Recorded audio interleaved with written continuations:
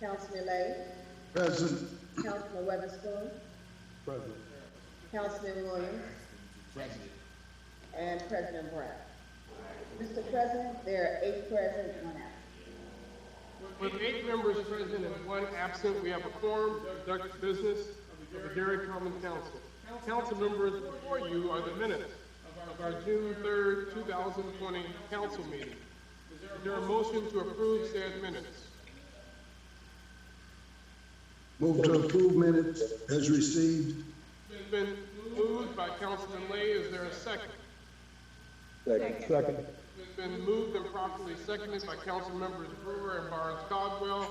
Any questions or discussion?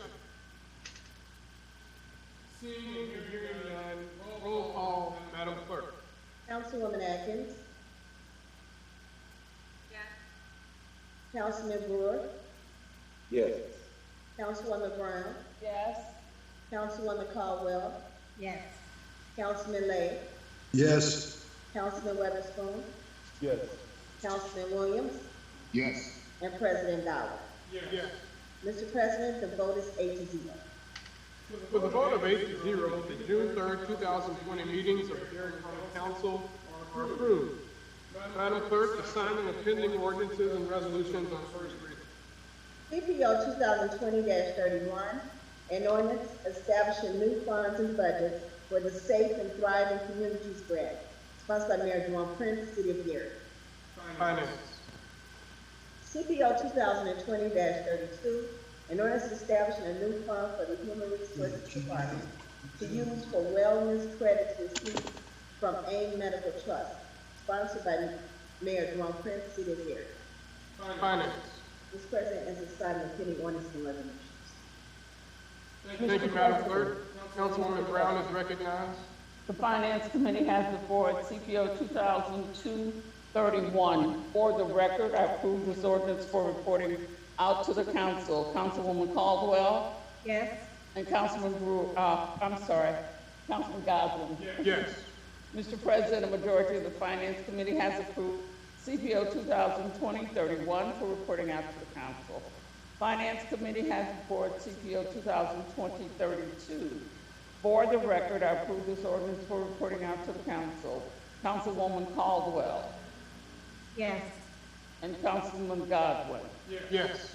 Mr. President, a majority of the Finance Committee has approved CPO 2020-32 for reporting out to the council. Thank you, Councilwoman Brown. Mr. President, Councilwoman Brown. the Finance Committee would like to report out CPO 2020-31 and 2020-32. Thank you, Councilwoman Brown. This time, we'll open up for a special and select. Mr. President, Councilwoman Brown. excuse me, I'd like to make a motion for a donation that the Rainbow Ark Shelter Social Service received.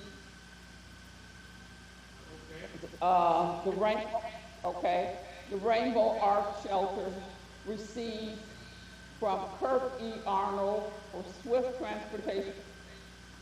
Can you hear me? Yes, ma'am. Can you hear me? Yes, ma'am. Yes, ma'am. Oh, Yes, ma'am. Okay. They received from Kirk E. Arnold, Swift Transportation Terminal, a $2,500 check donation for general operating expenses on June 15th. Also received from Tara Cooks, Poetry in Motion and Stagecoach Productions on June 1st, 15 fabric masks for clients. Mr. President, my motion is that the council accept these 2 donations. Thank you, Councilwoman Brown. It's been moved and properly seconded. Any questions or discussion? Seeing and hearing none, roll call, Madam Clerk. Councilwoman Atkins. Councilman Brewer. Yes. Councilwoman Brown. Yes. Councilwoman Caldwell. Yes. Councilman Lay. Yes. Councilman Weatherspoon. Yes.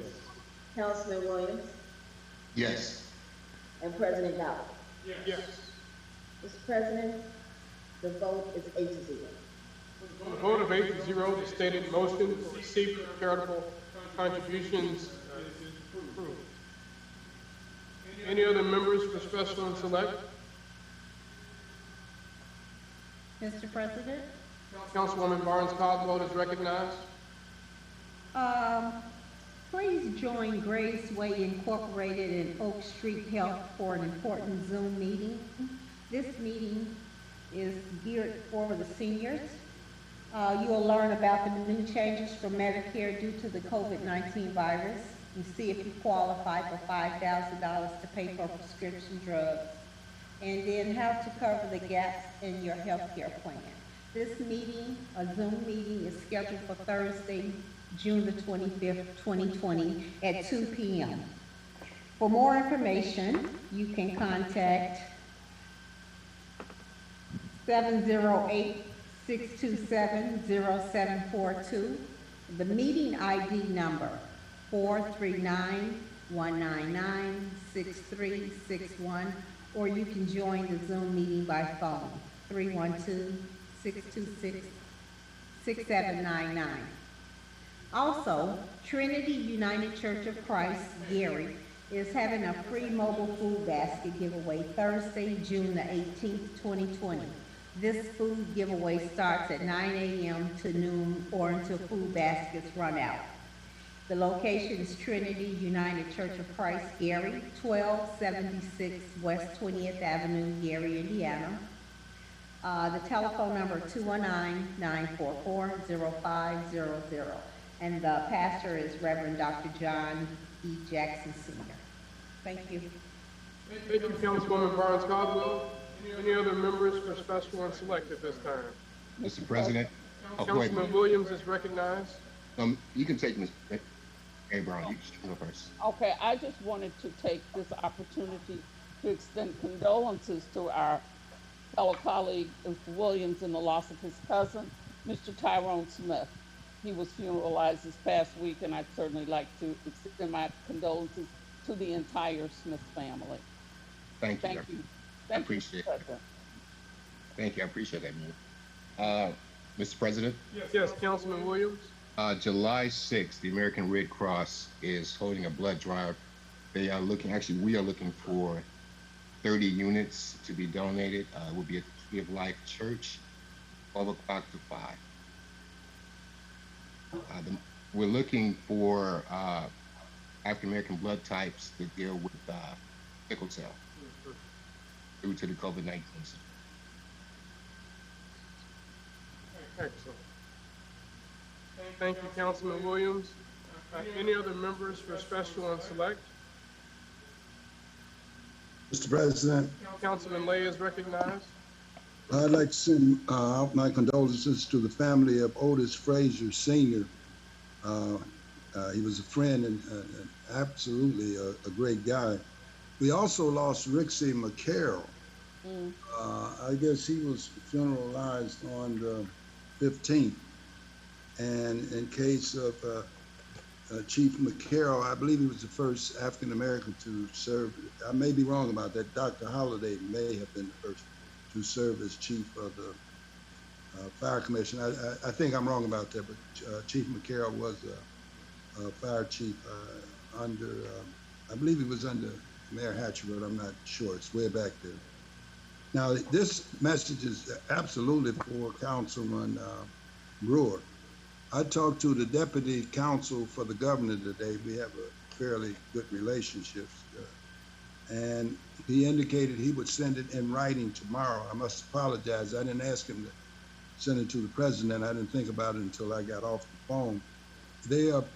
He's pretty positive. He's pretty much second to the governor. He's not, of course, a vice governor. He believes that the Zoom meetings will be allowed to continue. He said they have been getting a lot of calls from councils throughout the state.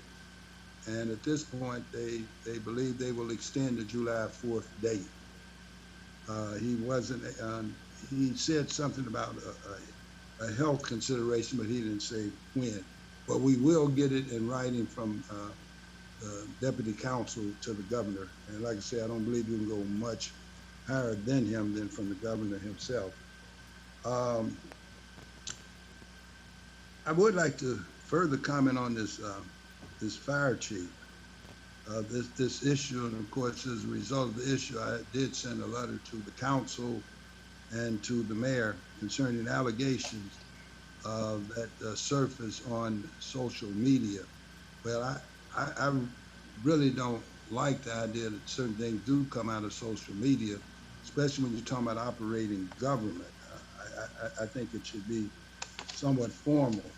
Now, the fire commission, as well as the police commission ordinances, which are basically, they're deficient. I believe you can change them, but again, I believe they're going to put together a committee to look at the police commission. But both of these things were passed in 1982. But one of the problems, if the council should decide to investigate these allegations coming from Facebook, you may get in the way of the person that is bringing the charges. But beyond that, you may also be causing the city to have liability way beyond what you would think it would be. The council certainly can investigate anything it wants to, but I'm not sure what you do with this particular charge. And under the current ordinances, as I interpret them, and I assure you, I'm only talking for myself. I don't need agreement or disagreement. If someone disagrees, that's fine. As I interpret it, they're deficient. They do not allow the council to do anything on the fire side with the chief. You certainly can do something with the assistant chief or vice chief. On the police department, it's 5 or 6 people over there on the command staff running around. You can't do anything with them. When I say you can't do anything with them, yeah, there's one thing you can do. At budget time, you can certainly deliver a blow to them. So I would just be very careful about what the council investigate.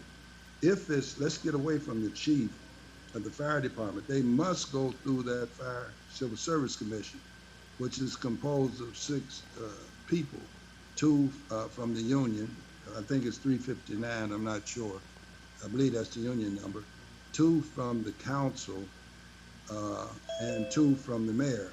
So basically each one of them appoints a Democrat and a Republican. So I think there, when people are complaining, it should go to that commission, or they want to fail. It's called, they will fail to complete their administrative remedies. In other words, if you fail to do that, you will not be able to go to court. The court will kick it back. Again, that applies to both of these commissions, that they should be looked at. But like I say, I think you can investigate anything you want. I'd be very careful what I would do with my findings. You could be liable the city to tremendous liability. And I think we can take a look at the Lake County Council, someone out there, due to the present order, recorder. I won't mention his name because people get confused when you do. Yeah, they had to pay out a great deal of money. It may have been in excess of $1 million, I'm not sure.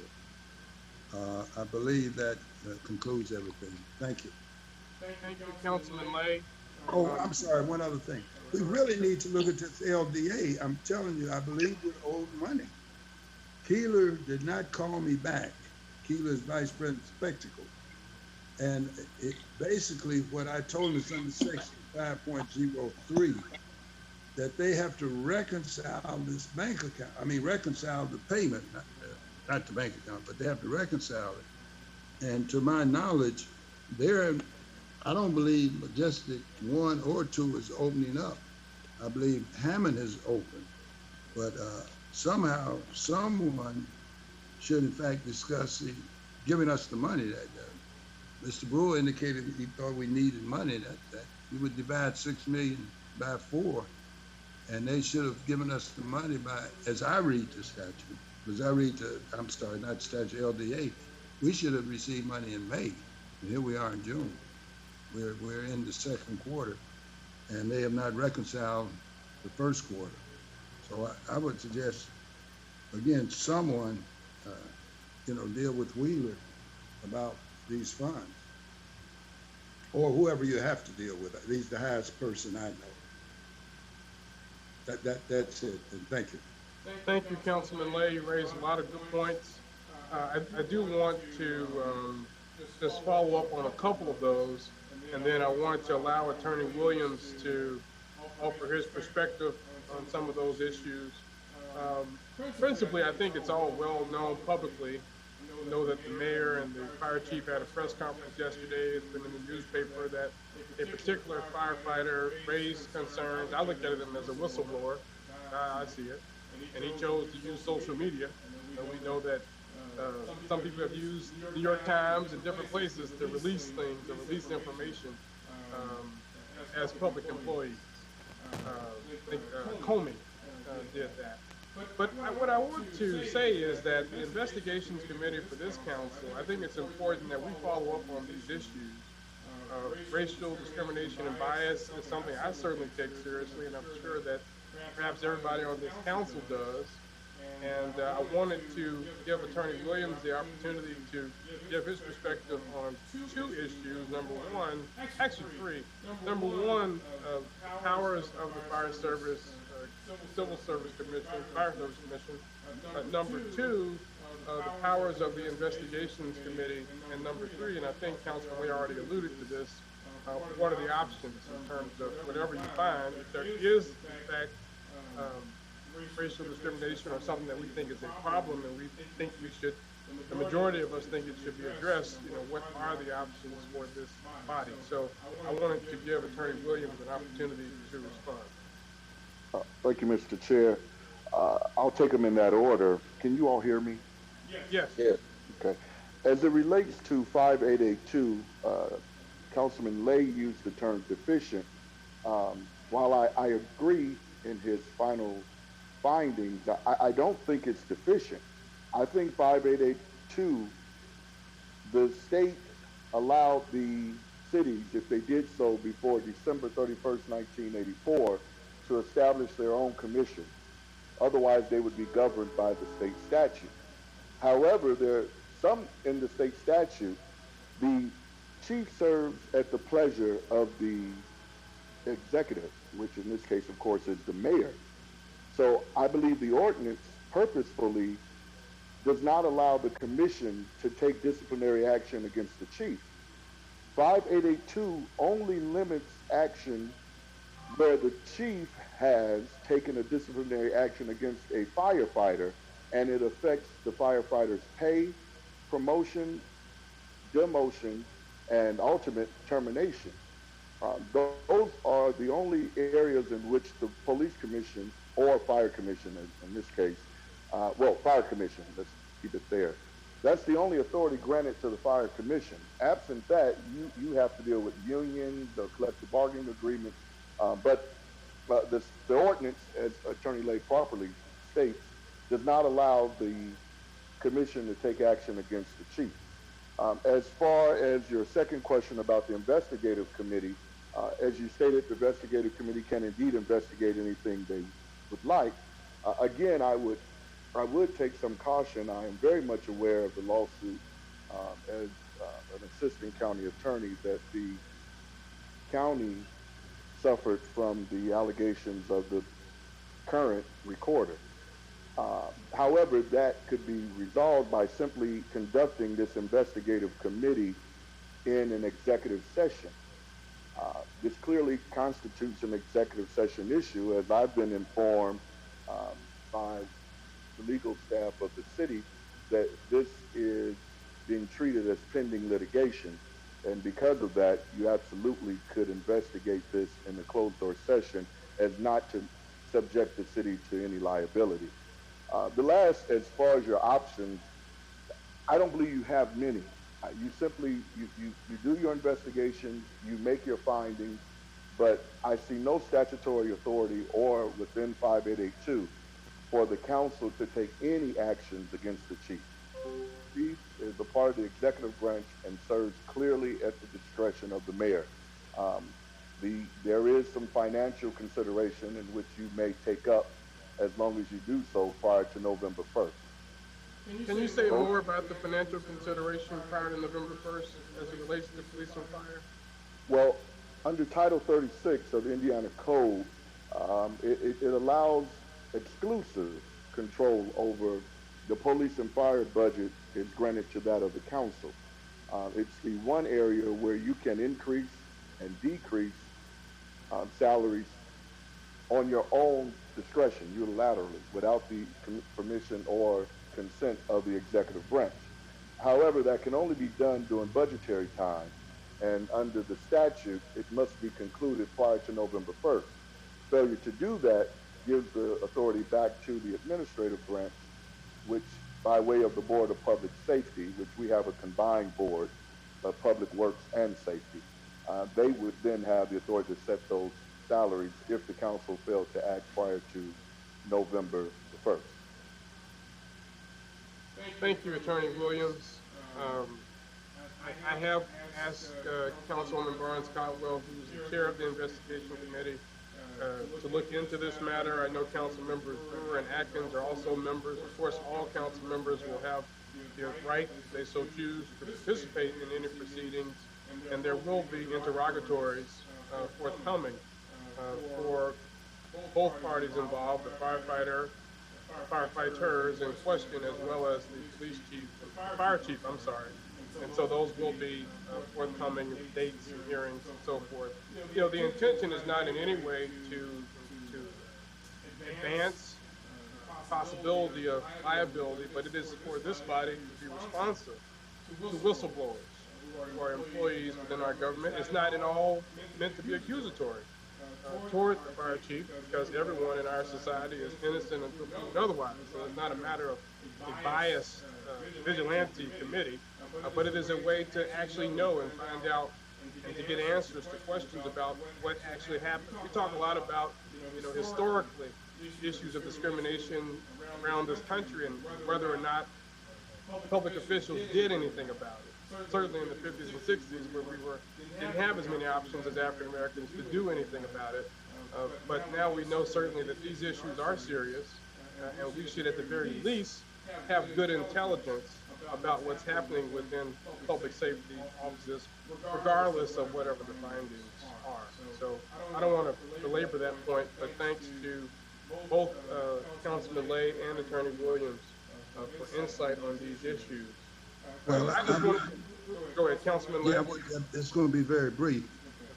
I only have a slight disagreement. I believe Attorney Williams said 1984. I believe it's December the 21st of 82, but I could be wrong about that.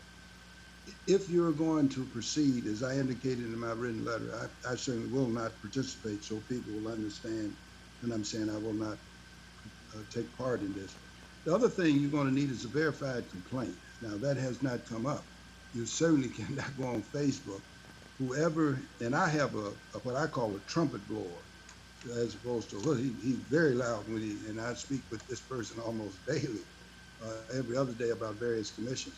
But this I know as an attorney, the person who is complaining, he can't send a verified complaint to Hammond, to the Times. I found out now, I wrote this letter before I knew who the name of the person was. I wrote it from your email. But he has to produce a verified complaint. That the commission would have to have that. They just can't take something off of Facebook, because I would assume the chief, and I certainly don't know that I know him, I may have met him, he's going to be asked to respond to something. So I don't know whether or not you guys agree with that, but I think that complaint must be verified at a minimum, and he should set out a factual basis. I don't know what's in the Times. I didn't read the Times, and I don't even know how to go on Facebook, to be honest with you. My daughter did it a long time ago. I never looked at it. So that's where I differ. I think something has to come to the council. But again, 8 of you can decide you don't need anything. You just function. Mr. President? Attorney Williams? Yes, the verified complaint is correct. If he was bringing a complaint before the Fire Commission, he would absolutely have to bring a verified complaint. The commission cannot act unilaterally. However, I'm telling you now, and I've spoken to commission and unions about issues such as this is clearly outside the purview of the Fire Commission. The Fire Commission's authority is limited to disciplinary actions, promotion, demotions, reduction in pay, termination, unless the individual has been retaliated against based on his allegations. There is no verified complaint in which the Fire Commission has control. There's been an allegation that the chief has racial biases. Okay, that's my understanding. That in and of itself is not an action in which the Fire Commission has any authority over, whether it's true or not. The claimant would have to show where he has been harmed based on that discrimination. And that harm would only be limited, again, to some type of disciplinary action, promotion, demotion, or withdrawal of payment. As far as the council, I don't know of any procedure that requires a party to bring a verified complaint to the council. The council can act on its own to investigate something or any matter. But as it relates to the Fire Commission, Attorney Lay is correct. He would have to have a verified complaint. But as I understand the matter now, he has no standing to bring a complaint because there's been no action in which the commission could grant him relief. Thank you. All right, thank you, Attorney Williams. Let me just wrap up my discussion on select. I want to thank the mayor's office as well as Ms. Shanita Starks for their assistance and coordination with the public to provide dumpsters throughout the first district this past weekend. They were overflowing, and I think next time we'll know we'll need more dumpsters and more locations. We had 6 out there, and they were all overflowing, and the community really enjoyed that, and we'd rather them be in the dumpsters than on the streets. And so I thank all those who were responsible in helping to clean up, whether it was their own home, their own block. We certainly are appreciative of that. I also wanted to raise a serious issue that I've been getting a lot of calls about, emails, and that is the flooding that has been taking place on the north end of Lake Street, kind of contiguous, if you will, with the Calumet River and Lagoon, as well as Lake Michigan. And I know that Mr. Bakari, whom I'm eternally grateful, has been very responsive to a lot of the questions. We had folks that were pumping water out of their basements 24/7. And those water levels have started to go down. They were also in contact with U.S. Steel. I believe there was a dam that maybe some beavers have been involved in that has caused water levels to rise and create a tremendous amount of property damage. So I do want to make sure we have a long-term protocol for this issue, because there are several homes in this area and we don't want them to continue to experience hardship with this. I believe Mr. Bakari is on the line. He may want to add a few brief statements about that, and I would give him the opportunity to do so if he's here. I see his name. Yeah, I'm here. Thank you. Mr. President, yes, you summarized that very well. The part of the problem was the maintenance of an inlet structure that U.S. Steel has along the Grand Calumet River that connects the headwaters, which are the lagoons, to the Grand Calumet River, much further west, closer to Rhode Island Street in Gary. So that has been resolved. It was definitely, it took a village. There were many residents in the area that were affected that were persistent in reaching out to U.S. Steel, as well as us. And I think we also actually sent out a GSD employee by paddleboard on the Grand Calumet River in the headwaters in the lagoon. We sent out a drone. We really worked as a team to find out what was causing that issue. And it seems like we have found the problem and it's been resolved. Thank you, Mr. Bakari. I don't know how you do it, but you fix so many challenges. I know at least in the first district that we face. And just lastly, I want to send my condolences to one of our own council members. I hope it's okay in me announcing this, but on the passing of Councilwoman Atkins' grandfather. We certainly want to send our condolences to her, and I'm grateful that she was able to join us during this time of bereavement. I think people forget there's a human element to this. Being a public official, a tremendous amount of stress and pressure. We all signed up for it, and you're humans. So certainly want to keep her in our thoughts in prayer. Mr. President, Councilwoman Brown?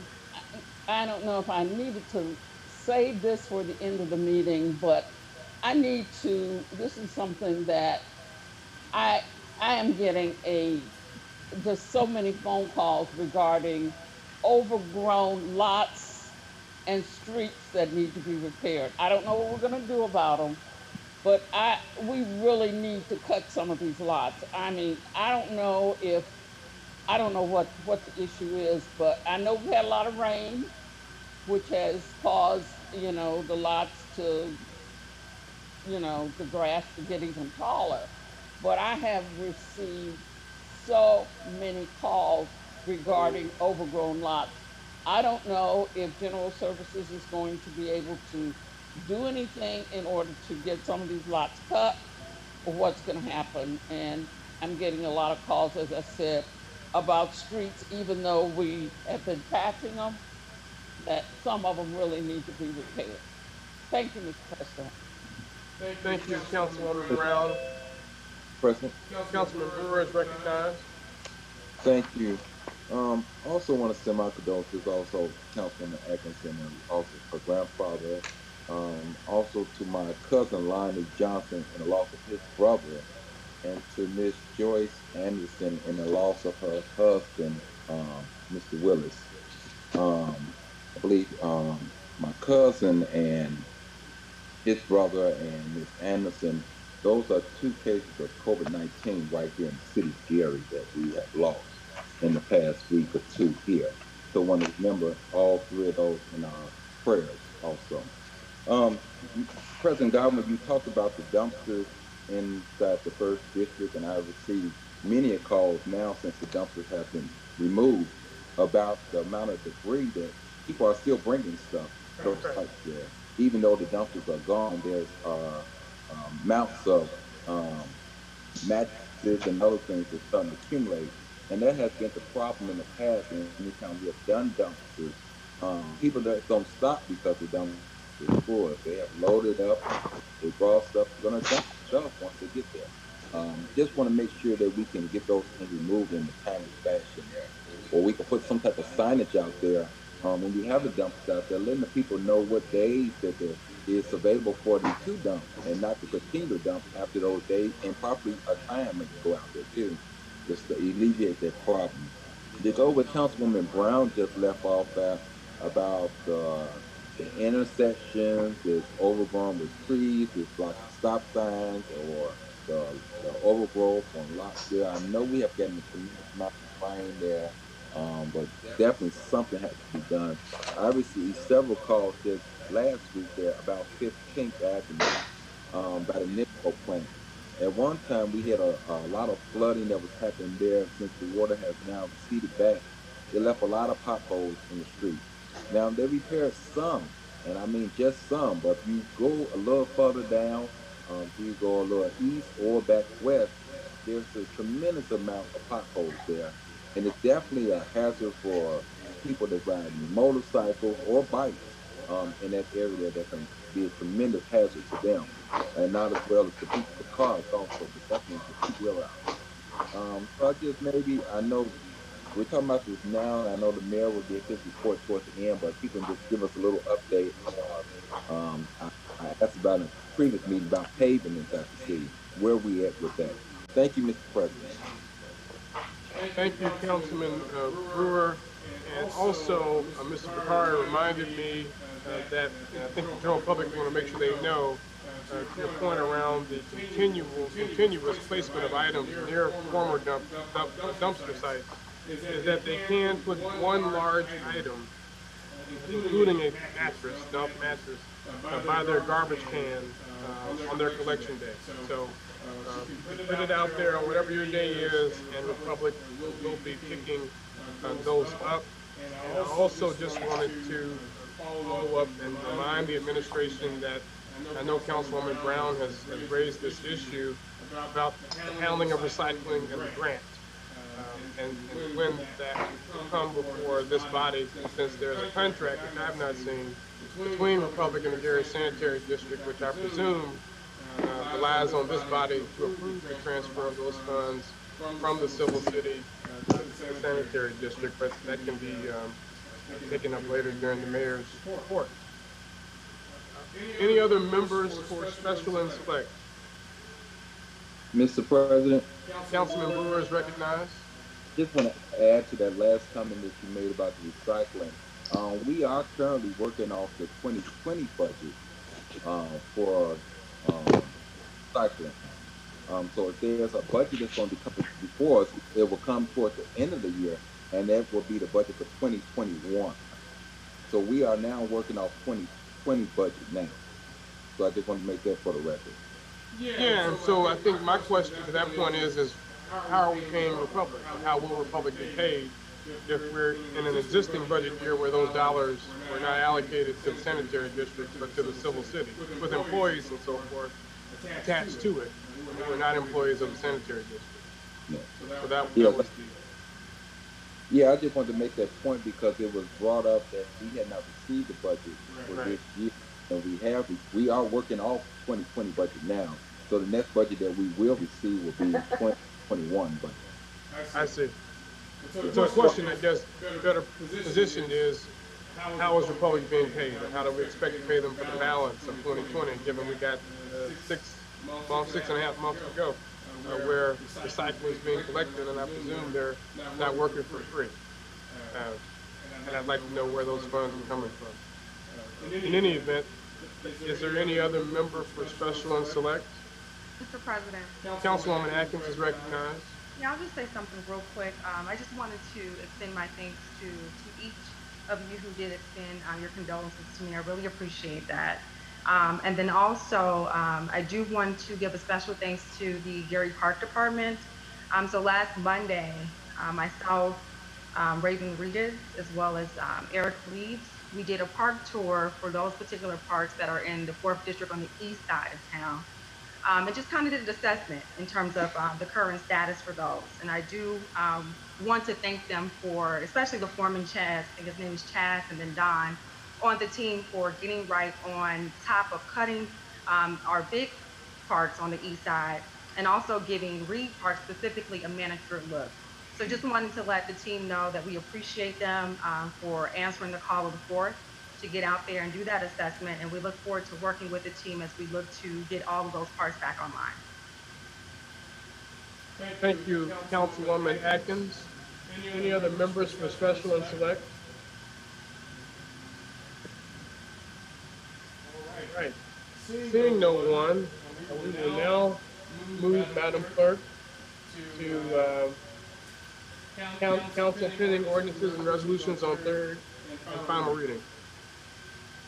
CPL 2020-26, an ordinance requiring the City of Gary's mayor office to submit monthly financial reports to the Gary Common Council, sponsored by William Godwin, Councilman First District. Thank you, Madam Clerk. Councilwoman Brown. Yeah, I was wondering if we could do 2026 and 2029 together. There were some concerns about both of these ordinances in terms of what we would receive, the Finance Committee would receive from the administration for these ordinances. And if anyone has received anything, I'm not aware of it. So I've not received anything. And I think we discussed this at the last Finance Committee meeting, that we would receive minutes from the Board of Works meeting, and that we would get some other information from the other, and I haven't received anything. Now, if you have, I don't know about it. So, Councilwoman Brown, this is not a requirement yet. I know it's not a requirement, but we talked about it at the Finance Committee meeting, and I was just wondering if, in fact, we had received anything, or I did not know what my motion should be on these two ordinances then, in that case. So you need to tell me, since they were sponsored by you. Yes, so I'm prepared to move forward with them. Okay. Essentially, after passage and presumably them being signed by the mayor, we would start to get the information on both accounts, both for the financial reports as well as professional services contracts, per the language in those particular ordinances. Okay. So, I move for passage of CPO 2020-26 on third and final reading. It's been moved and properly seconded. This time I will give the overview. Basically, on CPO 2020-26, we are amending existing language that required the mayor to give to the controller, for the controller to provide a financial update by the 15th of every month. I'm not sure when the last time is that this body has gotten anything like that. I know it has not happened this year, and there was a different practice that was in place in at least the past 2 years. What this ordinance is doing is amending that section whereby all members of the council will receive a financial report, which will include accounts payable and accounts receivable, an accounting of all city bank accounts, and an update on the progress of the city's financial plan by the 15th of each calendar month. So this is information that will be given to all council members.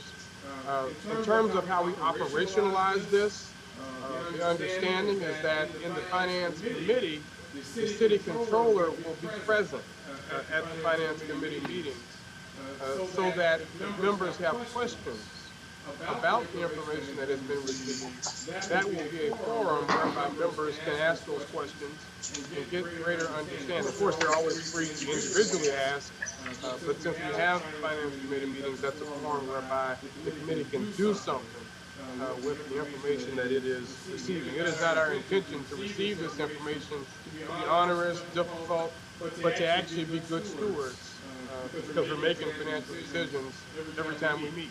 And so it's important that we have good, updated, reliable, accurate information as best as it can be as we are stewards of the city's finances. Well, I've made the motion. Thank you. And it's been seconded. Are there any questions or discussion? I have some discussion, Mr. President. Councilman Lay is recognized. I recognize, and will someone correct me, this council seems to operate different from councils that I've been associated with in the past. As an example, you are the sole sponsor of these two ordinances.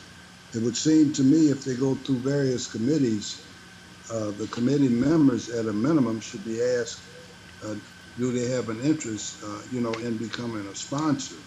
As an example, we will deal with one on third and final, where there was an hour and a half of discussion about who was sponsoring the ordinance. Of course, I didn't participate. I didn't see any need for me to add to what I considered unnecessary language there. But it would seem to me these ordinances, since the council is voting on them, and you need 5 people, that as I recall, when I was last on the council, the staff inquired of council members that they want to become one of the sponsors. And I'm not saying that for my benefit. I don't need to be on it. I'm just saying in terms of other council people. Well, I will just, I obviously I've not been on this council before, but we have discussed this ordinance now, I know at least 4 weeks. I know we've been through 2 committee meetings, and certainly if any member wanted to join, there's certainly no objection to it. I know we've passed several ordinances heretofore that only have 1 council member on them. It's not an ego trip for me, but I don't think there's a rule we need to have multiple sponsors. No, you don't. I'm sorry. I will not ask you ever to put my name on it. So that's not the purpose. Right. What I'm saying, it certainly, we spent an hour and a half on the one that's going to come up on third and final as to who should be there. I just sat and I listened. So again, you don't forget you have 5 new council members, well, 4, if you count me as 5. They may, in fact, don't understand they can come on. That's all I'm saying. they may not know that they can come on because no one is asking, as far as I know, no one is asking them to come on. And the only time that I've been on that there's been any discussion about who's coming on is the one that's coming up tonight on Third and Final. Well, Mr. President, that is, Councilman Lay is right. That is the way that we have done it in the past, is that we have asked all council members if they were interested in being a sponsor. We would ask their assistant to call and see if they were interested in also being a sponsor on whatever the ordinance was. So, I don't know. As Attorney Lay said, that is the way that it was, has been done previously, but I don't think anybody has an issue with it, but that is the way. Thank you. And I will say that I know I was part of that committee meeting discussion around the ordinance that you're referring to. That's not one that I'm sponsoring. And to my recollection, the issue with that one was the fact that the name sponsor had not been communicated with. So it wasn't something that derived from that council person. It derived from the administration. The name was just simply placed there without the person being involved in the conversation or asked to be put there. So it was an involuntary action. That was the question about whether or not there had been any communication. But certainly, we can follow that protocol in the future. I didn't have an orientation to that effect. But I know we have passed other ordinances this year that are sponsored by one council person. The only reason I raised it, Mr. President, is that in fact, on this one that's coming through on Third and Final, Mr. Brown was taken off, as I understand.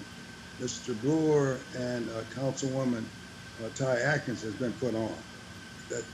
That's what I understand is coming. And that's the only reason I raised it. I just noticed, and I had noticed it before, that in some cases, it first came up when we were dealing with that resolution about the naming of the casino, or the lack of naming of the casino. It was there and it disappeared because we only had one sponsor. I never did know what happened to that, but that's fine. Like I say, I wasn't asking for my benefit. Okay. I probably would sit here 4 years if I stay that long, and I won't necessarily be a sponsor unless I correct something. Okay. Well, I made the motion. Are there any other questions or discussion? All right. Seeing none, roll call, Madam Clerk. Councilwoman Atkins. Councilman Brewer. Yes. Councilwoman Brown. Yes. Councilwoman Caldwell. Yes. Councilman Lay. Yes. Councilman Weatherspoon. Yes. Councilman Williams. Councilman Williams.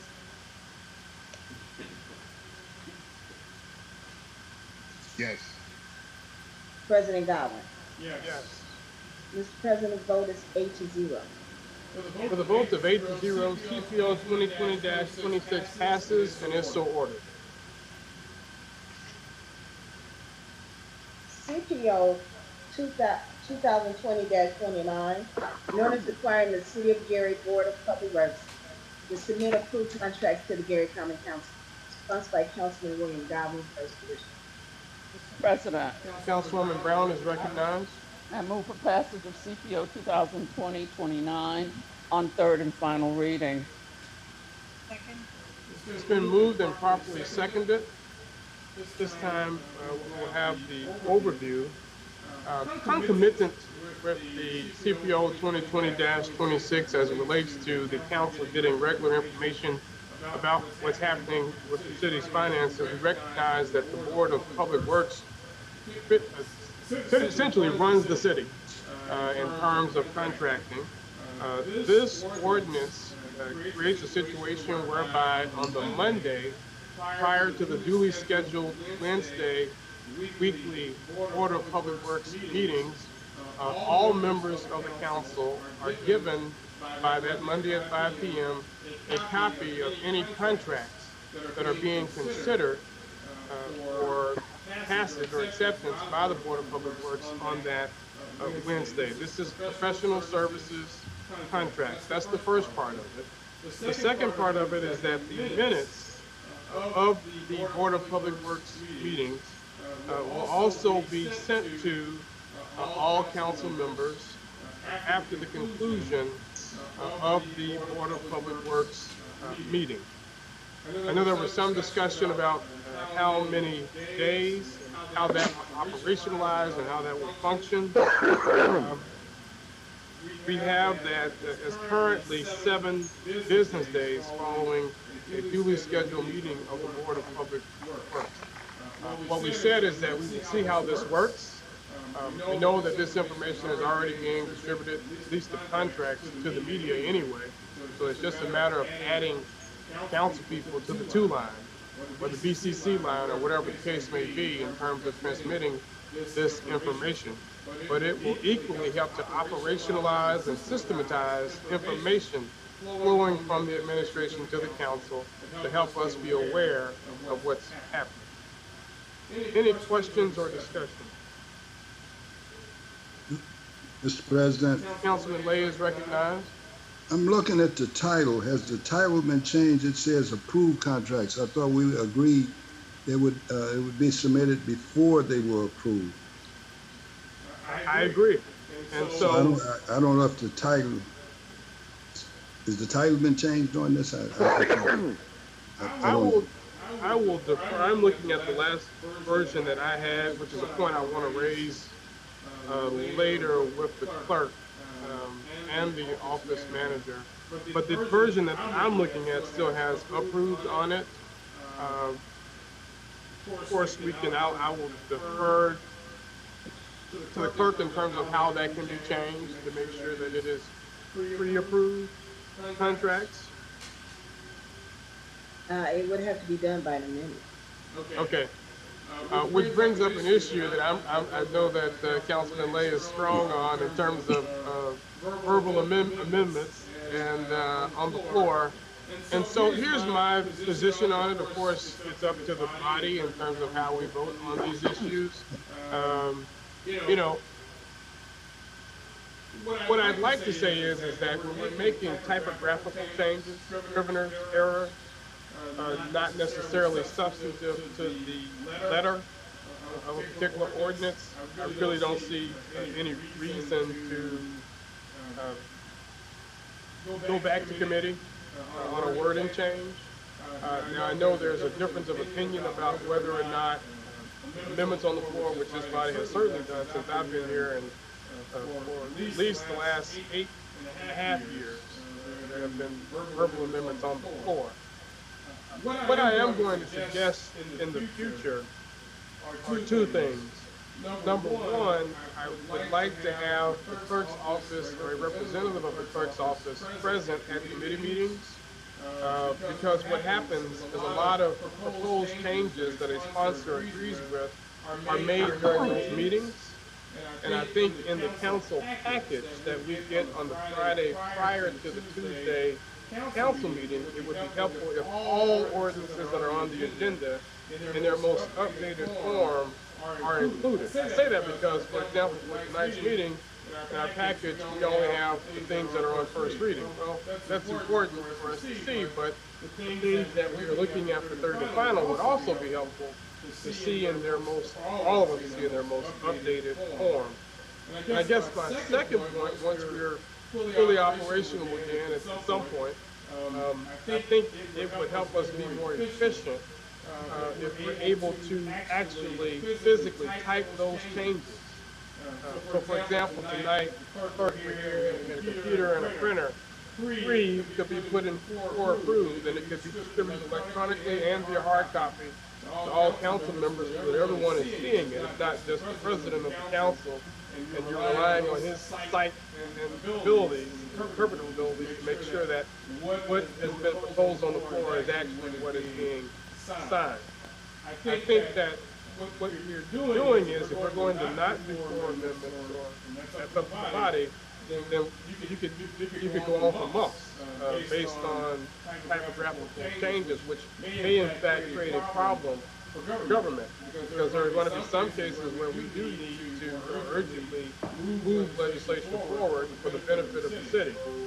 And if we have to wait an additional 2 weeks, or in this case, additional 3 weeks before we actually meet again, it could present a problem.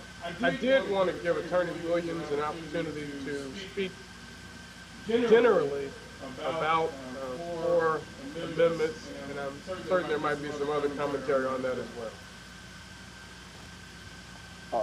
Mr. Chair, floor amendments are absolutely permissible. Amending by substitution is one of 3 ways within the rules that you are allowed to make amendments.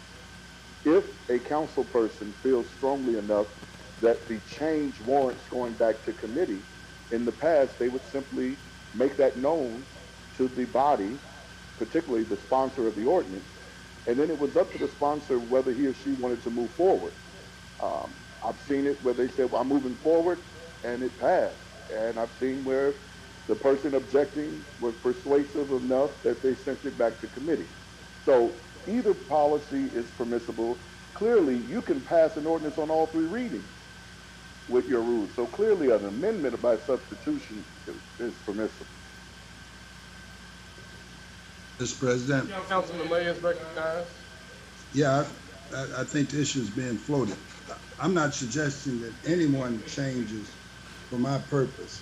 I disagree with the procedure. The procedure's been used, I don't know, 6, 7 years. So you should go forward. I will not ask this council to change any procedure they want to use. I think you should rely on the opinion of your legal advisor or attorney, and you should rely on the opinion of Mr. Trent McCain. It's unfortunately, I have a skill that I read in depth. And so as I vote, I'm doing it for the purpose of telling people why I vote no.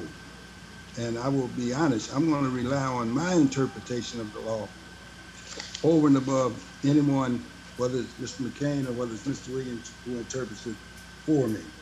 So again, you should ignore what I say because I'm talking to the public. I'm not talking to the council. And in other words, so if someone asked me, well, why did you do this or why did you do that? I certainly can say the reason I voted no, and I will give a reason why I voted no. I think it's improper. I will vote no on these changes that are made after it leaves the council. So no matter what the argument, and I use argument different now, the debate, that is my position. So it's 8-1 or 7-1. I have no problem with that. So I move that we amend CPO 2020-29 by inserting free before approved in the heading of CPO 2020-29. Is there a second? I second it. It's been moved and properly seconded. Any questions or discussion? Seeing and hearing none, roll call, Madam Clerk. Councilwoman Atkins. Yes. Councilman Ward. Yes. Councilwoman Brown. Yes. Councilwoman Caldwell. Councilman Lay. No. Councilman Weatherspoon. Yes. Councilman Williams. Yes. And President Godwin. Yes. Mr. President, voted 7 yes, 1 no. With a vote of 7 yes and 1 no, CPO 2020-29 is amended by insertion to put the word free before approved in heading of said ordinance. This time we need to consider the ordinance as amended. Is there a motion to approve CPO 2020-29 as amended? Mr. President, Councilwoman Brown? I move that CPO 2020-29 be passed on third and final reading as amended. It's been moved and properly seconded. Any questions or discussion? Seeing and hearing none, roll call, Madam Clerk. Councilwoman Atkins. Yes. Councilman Ward. Yes. Councilwoman Brown. Yes. Councilwoman Caldwell, Yes. Councilman Lay, No. Councilman Weatherspoon, Yes. Councilman Williams, Yes.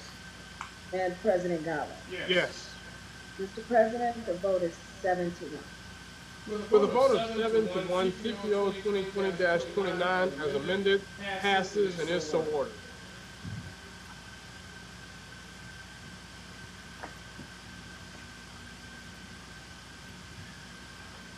CPR 2020-07, a declaratory resolution of the Common Council of the City of Gary, Indiana, designating that a certain area of the City of Gary be established as the Broadway Lofts Economic Revitalization Area, to which deductions from excess value may be requested by an applicant to the Common Council of the City of Gary pursuant to Indiana Code 6-1.1-12.1, sponsored by Mayor Jerome Prince, City of Gary, Councilman Michael Brown at large, City of Gary, Indiana Redevelopment Commission, and the City of Gary, Indiana Office of Community Investment.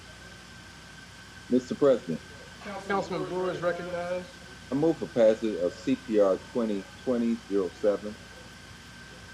Second. It's been moved and properly seconded. Overview at this, Councilman Brewer.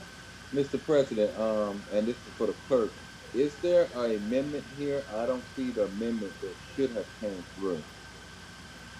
No, I don't have an amendment for that. Okay. Might we ask Yes, someone from the administration? I know there were several yes. changes discussed at the planning committee meeting. And I know we have, I believe I saw Mr. Bittner is on the line, and Mr. Bowditch is on the line, and Mr. Pohl. And let me just, maybe it might be helpful if we use some of the changes. I know Councilwoman Atkins is very involved in that discussion, as well as myself and Councilman Brewer. So do we want to talk about those changes? Well, we could talk about them, but I think it's very helpful that we actually, there's so many changes, we actually need to see these documents in our hands here. Right. Yeah, but we can talk about it, but I don't feel comfortable moving forward because I don't have the documents. And I don't believe anyone has the documents. I think they were just emailed, but Mr. Pohl, do you want to? I can't hear you. I can't hear you.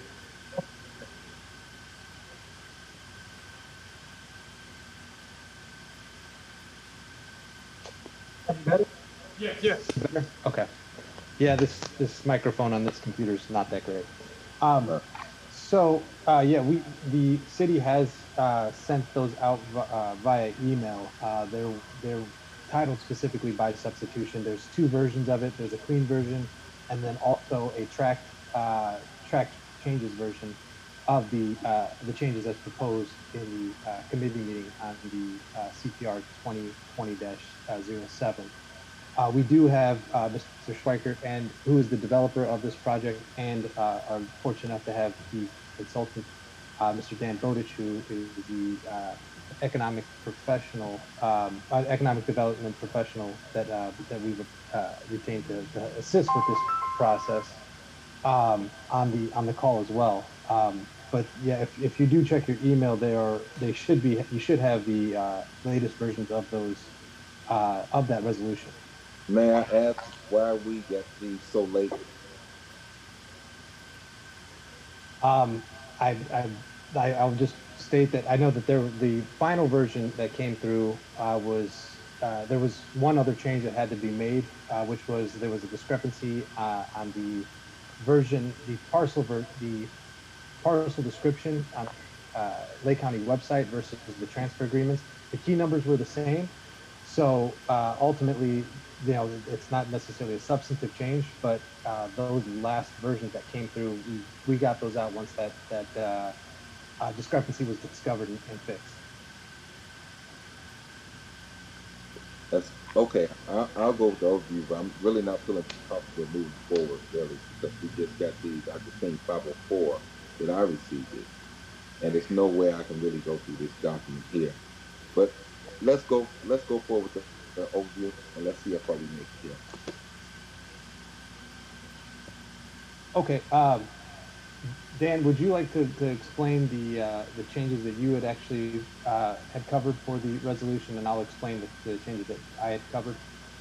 So the can everybody hear me? First of all, Yes. Yeah. Yeah, thank you very much.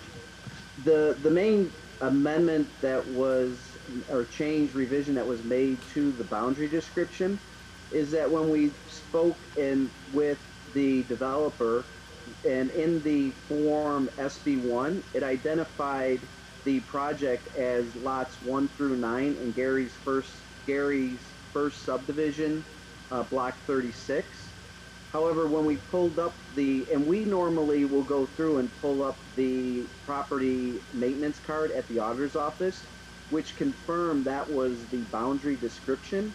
However, when I went back and looked at it to verify that with the assessment card, which comes from the assessor's office, it showed that it really is lots 1 through 9 plus 36 through 44.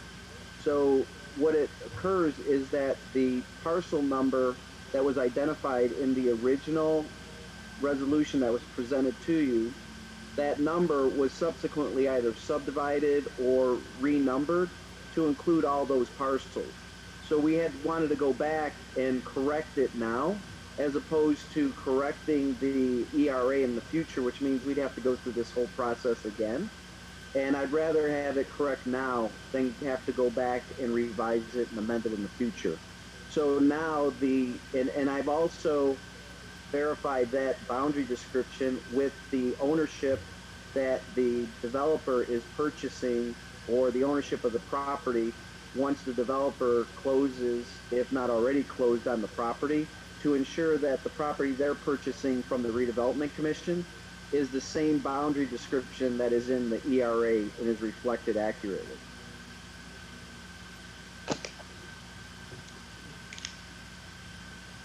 Maybe a general overview of the resolution itself. Dan, would you like to give that general overview of the resolution itself? So in the resolution itself by title is so to give a little bit of background, when the city of Gary entertains a tax abatement or request for an assessed valuation deduction, what we recommend as the consultant and economic development consultant is that the economic revitalization area resolution and as a declaratory and a confirmatory are unique and separate in the process of approval, so that the ERA is declared and then confirmed, because once it's declared, we have to file that with the assessor, the resolution, and we have to notify overlapping tax units such as the school, the library, the county. We will prepare that report, and then once there's a public hearing scheduled on the declaratory, you can then confirm that the public has been given an opportunity to respond. The overlapping units have received the information on the project and the impact to them, if there is any, as well as the document was filed with the county assessor so that it's on record with them. So that's the confirmatory process. That allows the developer or the property owner within that ERA to submit a qualified Form SB1 to request an assessed valuation or tax abatement. That is a unique and separate resolution which has been drafted and already presented to you. That resolution, once the ERA is designated and confirmed and officially designated as an ERA, you can then, as a council, consider a qualified Form SB1 by resolution. That way, the county knows the geographical distinction of the economic revitalization area, and they know, assuming it's approved, both resolutions are approved, they also have the resolution that says within this ERA, the Gary City Council has approved an assessed valuation deduction. So this resolution is just specific to designating and declaring the economic revitalization area to consider future SB1. The resolution itself is detailed and it identifies the boundary description. It's in Gary's subdivision, block Gary's first subdivision, block 36, lots 1 through 9, as well as lots 36 through 34. It is about 1.61 acres of land. It also includes an easement for the alley from the north side of 7th Street between Broadway and Massachusetts to and through lot number 36 to the south. So that alley is 30 feet wide by 270 feet long. The resolution itself, the boundary description, identifies not only the portion of the parcel on the side, on the west side, or I'm sorry, on the east side of Broadway at the corner of 7th and Broadway, but also at the corner of 7th and Massachusetts. That would be lots 36 through 44. So the intent of the project is and the project owner, Pete, can go through this in detail, but it's my understanding that the project itself is an estimated net assessed value of about $5,250,000. That's what we've calculated. But the real AV after the project, we're looking at about an $11.9 million investment. Would that be correct, Pete? Pete? Yeah, those are pretty accurate numbers there. Right. So it's about an $11 million investment in a multi-use residential facility that would have residential units on the upper floors as well as commercial retail on the ground floor. So what we're looking at is creating the ability for creating and designating the ERA for the developer to formally submit the SB1 for consideration by the council. And the ERA itself would be designated for a 10-year period, meaning that if the project owner or a property owner within that ERA develops another project or a second phase, they could come back to you for consideration of a second abatement. The ERA would sunset, I believe, on either the date that this resolution is confirmed or no later than December 31st, 2030, which is a 10-year period. It also provides for an imposed fee to be applied if necessary. But basically, that's an overview of the resolution itself. It designates the ERA. Thank you, Mr. Bowditch. I know I have questions. Oh, please. I expect them, Councilman Godwin. I expect them. So, number one, when we discussed this during the committee meeting, the imposed fee.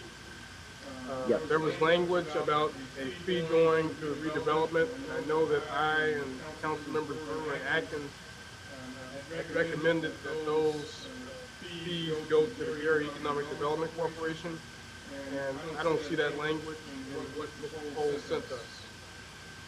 No, those would be, Dan, those would be in the confirmatory resolution, correct? Well, so as I explained, this resolution, Councilmember Godwin, President Godwin, is specific to the designation of the economic revitalization area. The resolution that you will consider and make a determination on for approving the Form SB1, that is the resolution that would designate the imposed fee percentage and the entity to receive those. I've already spoken with Attorney Pohl. The resolution has been updated to reflect the City of Gary Economic Development Corporation. What I must tell you is I have to be very careful on the wording of that entity because there is a similar entity that in the City of Gary that has nothing to do with the City of Gary itself, but it's named the City of Gary Economic Development Entity. So I made sure I looked it up with the Indiana Business Registration to make sure that the accurate and correct name of the organization you want the dollars to be distributed to or directed to is the City of Gary Economic Development Corporation. And so we saw that in our meeting just from an informational perspective. It's not being considered tonight. Correct, yes. Okay. So President Godwin, what we do is we give you both resolutions so you understand that you're going to be considering two of them, because what happens is that the first resolution for the ERA is a declaratory. After the public hearing and a subsequent meeting, you would then confirm the public process and the statutory requirements were met. Once you confirm it, now you have a designated ERA. You can then approve a resolution for the SB1. That SB1 then details the percentages of the abatement, as well as the imposed fee amount and other first assessment dates that would apply to this project. It's more specific to the project, not the designation of the area. Thank you. My second question is on the community benefits agreement. So one of the issues we raised, because of the amount of this development, it seems like it would trigger CPO 2019-65, and I want to hear how you intend to comply with said ordinance. Right now, we're actually working through the ordinance. This would be the first time that this ordinance has been applied to any project or development with the city of Gary, so it's a little new. We have identified several community benefits that this project will bring to the city of Gary that we think would suffice to cover the 15% of the benefit received by the entity or the development. And I don't want to give away all the goodies. I think, Pete, if you wanted to go through some of those proposed benefits that the community will ultimately see as part of this project, I'm sure the council would like to hear from you directly on that one. Yeah, I'm happy to do so if you desire. Thank you, Pete. Yeah, hi, good evening, everyone. Thanks for giving us some time tonight. Again, Pete Schwigerot with MVAH Partners. Related to the development, I know some were involved in the committee meeting, but for those who aren't, I'll try and give just a quick and brief overview of the development as a whole. The development is primarily to create and provide affordable housing to residents in Gary. So the key feature of the development is 38 units that will target 70% AMI and under. They will be 100% accessible and green in design. In addition to that, as mentioned on the first floor, we will have some really good community resources and programs. We're going to have 4,000 square foot of commercial space. Those spaces do have a lease and tenants. We will have a women, infant, children healthcare clinic in a majority of that space. And in addition to that, in the other space, there will be a workforce training center to provide programming not only to our residents, but also to other residents and families within Gary. So leased space, new users and services, programs downtown, accessible to all in the community. Additionally, being able to serve residents of Gary with affordable housing options and provide below market rents is a big benefit to residents in the community. In addition to this, there will be some very unique and special features that are part of the funding that we're using. The Moving Forward program is providing a net zero building. So we're going to be building a super high energy efficient passive house building design, which is far beyond standard building applications and will benefit the community by minimizing energy use as well as utility expense to residents. We will have a solar roof that will produce energy to get to net zero. That is includes a net metering agreement with NIPSCO. So that system in itself is several, almost a third of $250,000 to $500,000 worth of solar investment that will minimize and limit utilities and energy burden in the area. In addition to that, healthy foods and providing healthy foods to our residents, as well as assuring them throughout the communities, is a big part of the development plan. With that, we have a $250,000 commercial grade greenhouse aquaponics system that will be provided and created as part of this development. We offered this in early phases to potentially be run, operated, and available to the Parks District. In early conversations, it was determined, I think, that there might be a better private user for that. And as of now, the plan is that system will be deployed and managed and operated by Faith Farms, who does urban gardening and growing in Gary already, and this will help them expand their outreach and his investment that they desperately want in fulfilling those missions. In addition to that, we will have a car share system, so we're going to have an on-site car available for our residents. There are hopes that we can expand that so that it can be available to others in the community with the state and county building and offices adjacent to the site. We're hopeful we can partner with them and allow them and potential employees and possibly even City of Gary workforce to leverage this car, make sure that car share system can hopefully attain viability where we can grow car share in Gary. So these are all really unique features that are part of the Moving Forward program that we hope really go above and beyond what typical and conventional housing is providing. It's that the goal is to make sure the residents, the families we serve, have access to these features and improve quality of life. So we do feel there's a really big community benefit here, and that really can be quantified both in financially through these investments in the greenhouse and car share systems, which by themselves total over the 15%. But I hope a greater and more important goal is the delivery of affordable housing and assuring that as the area transitions and reinvestment occurs, that assures that there is affordable options in the area as that occurs. Happy to answer any other questions you might have, though. Thank you for giving me some time to present. Thank you. Just real quickly, I know other council members have questions, but on the community benefits agreement, are you prepared to fund a compliance audit? To be honest, really don't even know what that means, what that entails. We just got this, this introduced to us at the last meeting, and I think maybe a few documents were sent today. I don't know that. I'm hopeful that the things we had just followed would suffice as community benefits, and I don't know. We know how to deploy a specific officer in that, but we're open to the discussion for certain.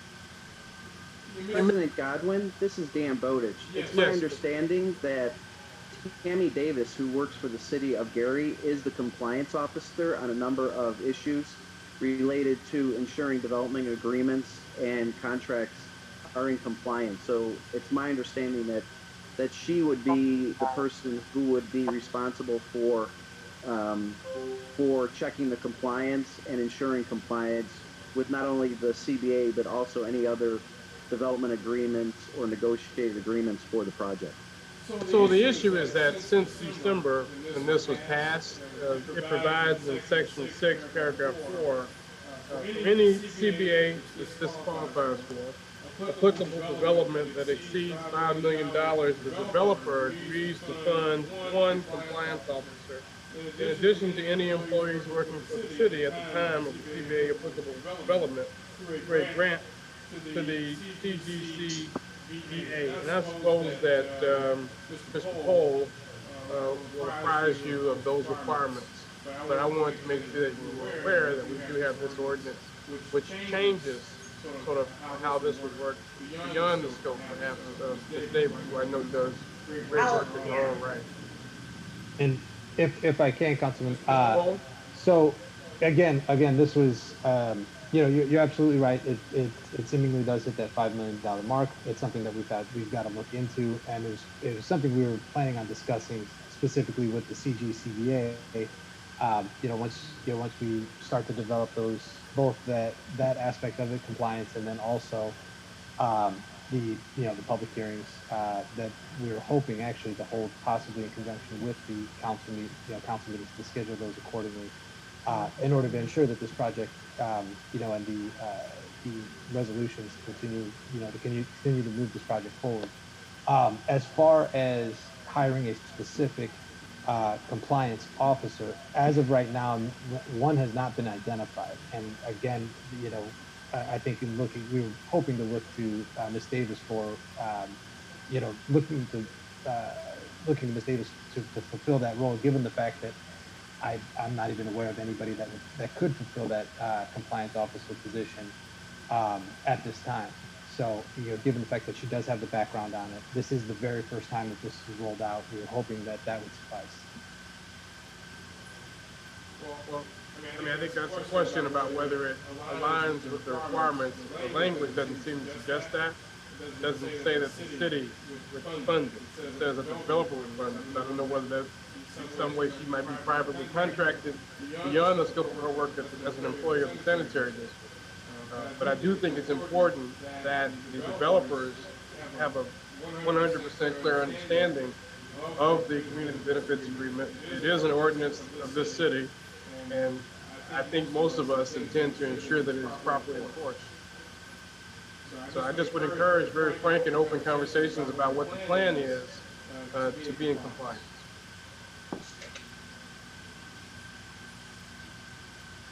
Other questions? Mr. President. Councilwoman Atkins? So I just wanted to get some clarity questions. I want us as a body to make sure that we understand what the acts are. So Pete, these questions might be for you. So I wanted to just confirm, the ERA is specific for what you all are calling phase 1 as well as phase 2? The ERA we're requesting tonight is for phase 1 only. The phase 2 development, we haven't brought anything forward or requested any of that development of this council yet. Okay. But the area of Broadway Lost is only the front part of 7th Avenue block, correct? Yes and no, and so the development in the front block along Broadway is where the building is. On the rear block, there is some development. There is parking lot.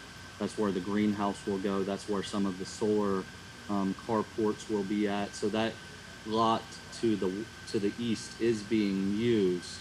There is some future development area associated with it that would allow for future development, but the phase 2 that we just started in talking about would not be totally on that lot. Okay. Some of the other conversations we requested we remove phase 2 from that lot. Okay.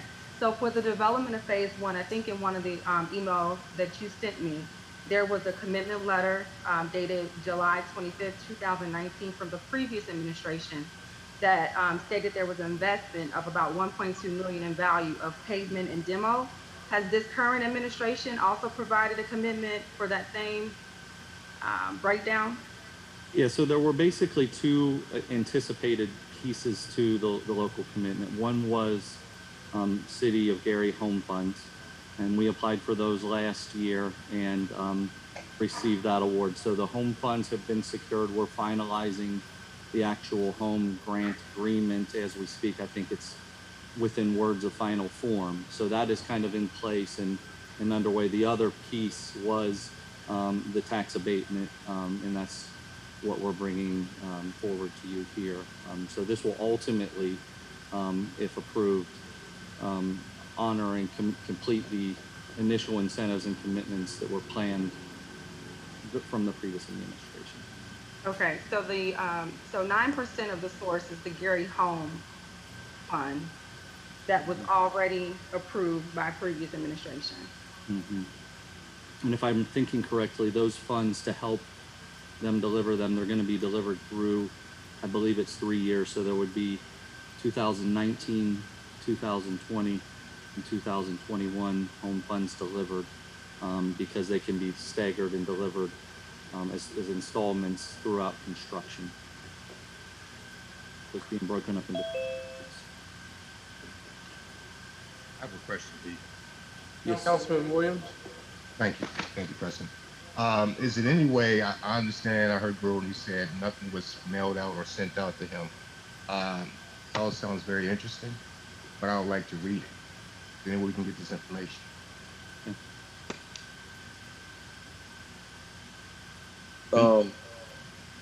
Brewer, somebody. Councilman Williams, that does lead me to my point.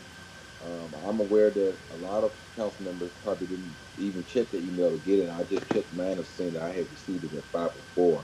And that's a problem for me to even go through these documents and make sure everything we're talking about is here.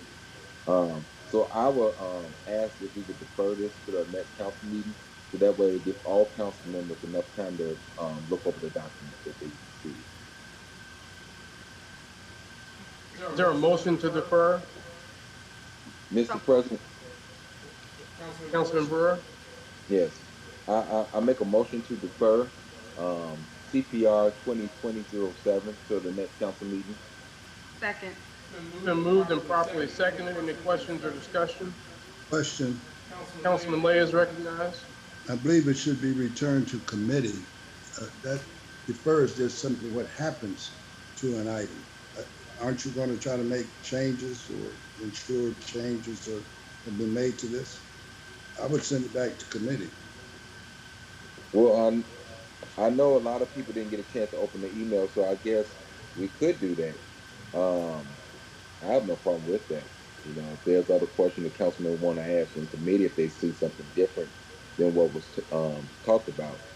So, Mr. President, I would change my motion, and I will make a motion that we refer this back to committee. Which committee meeting will be June the 23rd at 5 p.m. Been moved and properly seconded. Any questions or discussion? I do have a question, and I guess it's for Councilmember Lay and for Attorney Williams. I'm just curious, is it a requirement of this body that if there are changes that are being made, that it must go back to committee and not simply be referred to the next council meeting? Councilman Gottman? Yes, Attorney Williams. No, there's no such requirement that it must go back to committee. It can be laid on the table, it can be deferred. However, a council person has the right to request that it be sent back to committee, and then it's at the discretion of the body how to proceed. Thank you. I just want, as a freshman, I wanted to be sure about our rules and protocol. There might be some cases where we may not necessarily need to have a whole committee meeting. This one may be one, but I just want a clarification on it. Mr. President, Councilman Lay is recognized. I think you better review, lay on the table. It's the reason something's laid on the table, you need to take an interim action before you vote on it. As an example, you may want to hire, let's say, an attorney, but what you have failed to do is to state how much you're hiring that attorney for. So you would lay it there, then raise a whole nother, ordinance or whatever, like you have a blank. So, but I don't want to start talking about blanks and insertion and deletions when this council doesn't appear that it wants to do that. So again, I think I agree with Mr. Williams. If that's what this council wants to do, you can correct it now, call for a vote. I basically said I don't think it's proper, but I don't think other councilmen should be bound by my opinion at all. I'm not going to be bound by your attorney's opinions. So again, you don't have to go back. I thought he was sending it back for the purpose of review. And if he found something wrong, then I guess he comes back to the next meeting and now do it from the floor. I mean, I'm not sure what goes on, but that's fine. I mean, you do it right now. I don't know why we're sending it anywhere, but there is no motion to defer. There's a motion to do something, put it in the committee, lay it on the table. You will not, what is You muted, Mr. Lay. Councilman Lay, you muted yourself.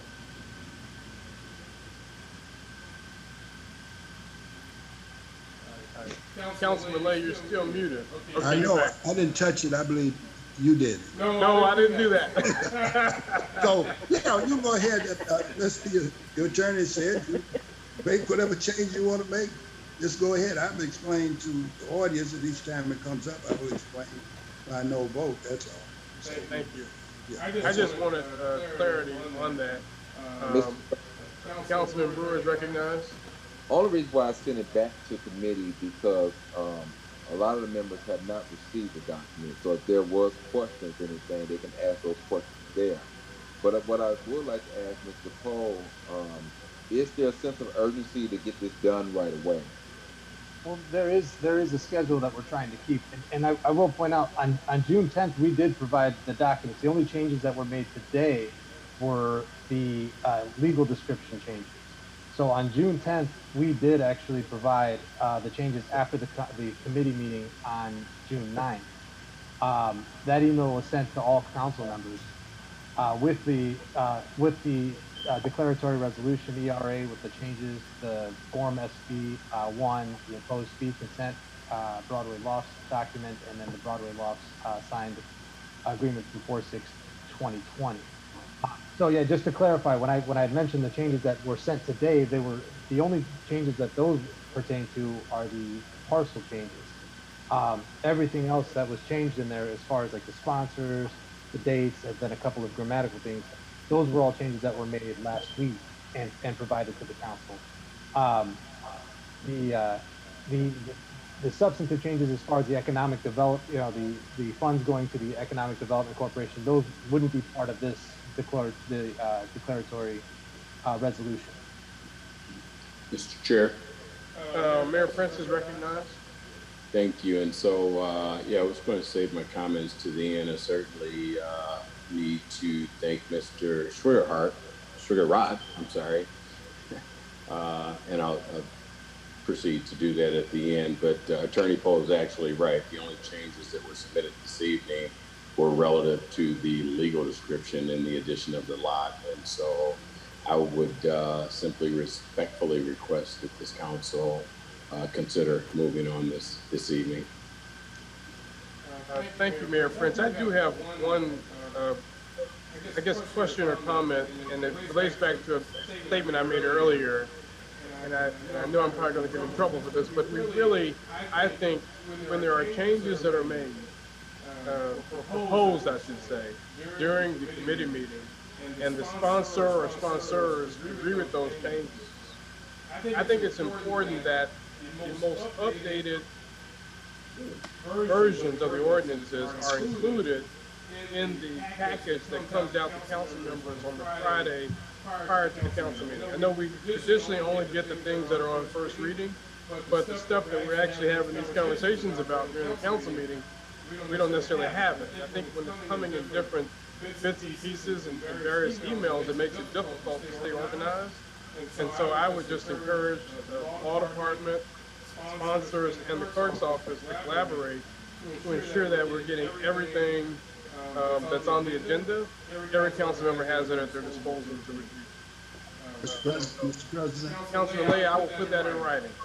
Councilman Lay is also recognized. No. I told you I don't care what you do. And I mean that being kind. I'm very generous. Do it the way you want to do it. I do take issue with the difference between a key number and the legal description.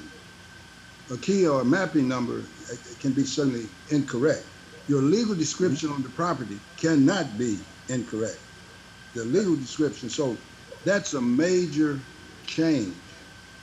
Because if your legal description is describing property in East Chicago, I don't care what the key number is or what the mapping number is.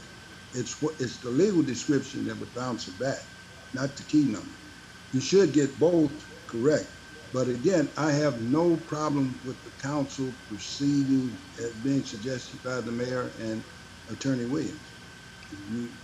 They proceed with it. I was just saying there's no such thing. You go and look at Robert Rules, there's no such thing as a motion to defer. It tells you something you're doing. The result of what you do defers it. That's all. Mr. President. Councilman Brewer is recognized.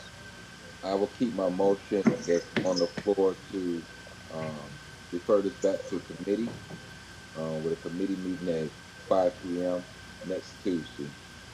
And if this is for urgency, I will ask if you will call a special meeting if we need to pass this that same day.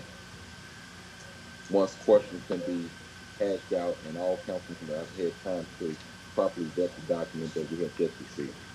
That's my motion. Second. It's been moved and properly seconded. Any questions or discussion? Roll call, Madam Clerk. Councilwoman Atkins. Yes. Councilman Brewer, Yes. Councilwoman Brown, Councilwoman Brown, Councilwoman Brown, you're muted. Yes. Councilwoman Caldwell, Yes. Councilman Lay, Yes. Councilman Weatherspoon, Yes. Councilman Williams, Yes. and President Golub. Yes. Mr. President, the vote is 8-0. The vote of 8-0, CPR 2020-07 is deferred to the planning committee with a meeting on Tuesday, June 23rd at 5:00 p.m. via Zoom. President President, Godwin, orders and resolutions on third and final. President Godwin, this is Dan Bowditch. I will communicate with both Pete and Rodney tomorrow to ensure that the Planning and Development Committee has the final versions of both the ERA declaratory resolution as well as the resolution to consider for the Form SB1.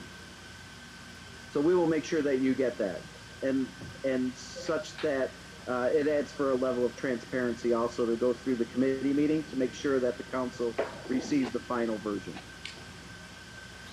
All right, thank you, Mr. Bowditch. You're welcome.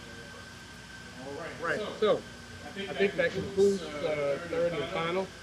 This time we'll have council pending ordinances and resolutions on second reading. CPO 2020-31, an ordinance establishing new funds and budgets for the Safe and Thriving Communities Grant sponsored by Mayor Jerome Prince, City of Garrett. Mr. President, Councilwoman Brown, I move for passage of CPO 2020-31 on second reading. Finance Committee meeting on Tuesday, June 23rd at 5:30 p.m. and a public hearing on July 7th. Second. it's been moved and properly seconded. Any questions or discussion? Seeing and hearing none, roll call, Madam Clerk. Councilwoman Atkins, Councilman Brewer, Yes. Councilwoman Brown, Yes. Councilwoman Caldwell, Yes. Councilman Lay, Yes. Councilman Weatherspoon, Yes. Councilman Williams, Yes. and President Golub. Yes. Mr. President, the vote is 8-0. The vote of 8-0, CPO 2020-31 passes on second reading. A finance committee meeting next Tuesday, June 23rd at 5:30 p.m. CPO 2020-32, an ordinance establishing a new fund for the Human Resources Department to use for wellness credits received from AIM Medical Trust, sponsored by Mayor Jerome Prince, City of Garrett. Mr. President, Councilwoman Brown, I move for passage of CPO 2020-32 on second reading. Finance Committee meeting on Tuesday, June 23rd at 5:30 p.m. and a public hearing on July 7th. Second. it's been moved and properly seconded. Any questions or discussion? Seeing and hearing none, roll call, Madam Clerk. Councilwoman Atkins, Councilman Brewer, Yes. Councilwoman Brown, Yes. Councilwoman Caldwell, Yes. Councilman Lay, Yes. Councilman Weatherspoon, Yes. Councilman Williams, Yes. and President Golub. Yes. Mr. President, vote is also 8-0. The vote of 8-0, CPO 2020-32 passes on second reading with a finance committee meeting to be held on Tuesday, June 23rd, 2020 at 5:30 p.m. via Zoom. Mr. President, is pending ordinances and resolutions on second reading. Thank you, Madam Clerk. This time we will have our mayor's report and questioning of city officials. Mayor Prince. Thank you, Mr. Chair. I believe this evening we'll forego the report and just go right into some of the points that were asked earlier and attempt to address those questions. Don't necessarily have them in the order that they were stated, but if I missed one, I'm sure the council will remind me of it. And so one of the questions that came up was the long-term plan for recycling funds being transferred. Let me just point out that the recycling program appears to be working a little bit better each week. There's still a few addresses that haven't been received, but those are being reported daily. And to that extent, I believe we're well on to a very efficient recycling program. I just want to point out, as I mentioned in the last meeting, that by transferring it to the waste hauler, which was actually part of the initial contract, at least the option to do so, without question, is a more efficient and cost efficient, in this instance, way of handling recycling. And I don't know if you all are aware, but presently we have 2,200 residents who recycle. I happen to think the number's a little bit larger, but in any event, that's what's reported. Now it's just a matter of making sure that they're all being accounted for. There was some question as to what's going on with overgrown weeds and lots and things like that. And I don't know, there's a few things I could probably say about that, but in the essence of time and trying to be just concise with it, it started with what transpired in the budget that was passed last year for this year, and that is just a change in personnel and resources. Having said that, I'm pleased to report that we've developed a very efficient program. I believe is going to be efficient in terms of cutting city lots. I will remind you that last year, lots actually weren't addressed until August of the year. And so to that extent, I would say we're fairly ahead of the game. And in addition to that, we're actually expending less resources. I believe there was an amount of $100,000 that was contracted out or used to contract vendors this year. That amount's been cut in half because we've had the luxury of encouraging some of our outside partners and people right here within the city to join in those efforts. And so General Services is working with all of those entities. We have a schedule and lots are being cut. The priority is to start with city-owned property and obviously thoroughfares and gateways as well. But I'm pleased that that's continuing to happen. On the issue of dumpsters, what was the question? Yeah, so with the dumpsters, someone mentioned, what has occurred in the past, and that is that oftentimes after the dumpsters are placed there, that particular site continues to be a dump site. We're doing everything in our efforts or in our powers to prohibit or deter that from happening again. But typically the cleanups are on the weekends, or most of them anyway, which means the dumpsters are placed out on a Friday and they stay there until the Monday. We've discussed having, or at least encouraging, cleanups to occur during the week. But even in that event, considering that the persons or the waste hauler who picks the dumpsters up pretty much in their days about 3:30, it'd be slightly impossible to have it picked up the same day, but certainly the next day isn't unreasonable, and it's something that we've discussed and believe can be facilitated. There was a question about water on 15th. I guess we're talking about that portion of 15th where the water has been standing for years. Pleased to report that we are in negotiations with NIPSCO as well as another vendor to help us get a permanent solution to that. Also, I would think that the council will be encouraged to know that the bridge that leads to that area will finally be cleaned of all of the debris that's on the side of the road. What's happening essentially, and it's certainly consistent with the pledges and the promises that I've made in terms of what the priorities are. I've contended since the beginning that the three priorities, or three of the primary priorities of this administration, obviously, is finances, public safety, and without question, the aesthetics of the city. And to that point, I'm pretty satisfied that we've established a very comprehensive program for cleaning, and in the days that are ensuing, I believe that you'll see the efforts of that. I would be remiss if I did not acknowledge the efforts of the council. I'm glad that this is one instance, and there are a few, and hopefully many more to come, where we can collaborate and work together. And so, without question, the council has been extremely involved in the cleanup efforts, and the administration is absolutely thrilled to be able to supply the resources, even though ours are limited, in addition to being able to coordinate with the vendor to make sure that there are adequate dumpsters that are placed in those particular areas. I believe that pretty much, well, no, there was one other issue, and certainly isn't for debate, but just a matter of perspective, and it's relative to the situation with the fire situation. I just point out that this situation actually seemed to have spawned as far back as January.